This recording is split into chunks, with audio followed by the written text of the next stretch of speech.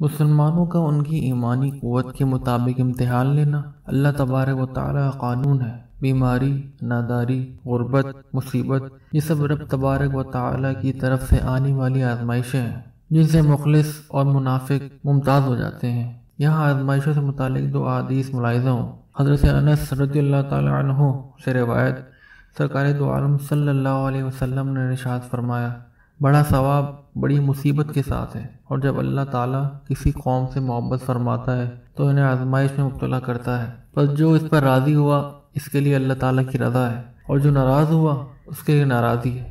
ترمذی شریف حدیث نمبر 2404۔ حضرت سعد رضی اللہ تعالیٰ عنہ فرماتے ہیں، میں نے عرض کیا رسول اللہ صلی اللہ علیہ وسلم، لوگوں میں سب سے زیادہ سخت آزمائش کس کی ہوتی ہے؟ آپ صلی اللہ تعالی علیہ وسلم نے ارشاد فرمایا، انبیاء علیہ السلام کی، پھر درجہ بدرجہ مقرب بندوں کی۔ آدمی کی آزمائش اس کے دین کے مطابق ہوتی ہے، اگر دین مضبوط ہو تو سخت آزمائش ہوتی ہے، اور اگر دین میں کمزور ہو تو اس کے دین کے حساب سے آزمائش کی جاتی ہے۔ بندے کے ساتھ یہ آزمائشیں ہمیشہ رہتی ہیں، یہاں تک کہ وہ زمین پر اس طرح چلتا ہے کہ اس پر کوئی گناہ نہیں ہوتا۔ ترمذی شریف حدیث 2406۔ اللہ تبارک و تعالی ہمیں آزمائشوں پر صبر کرنے اور اپنی رضا پر راضی رہنے کی توفیق عطا فرمائے، آمین۔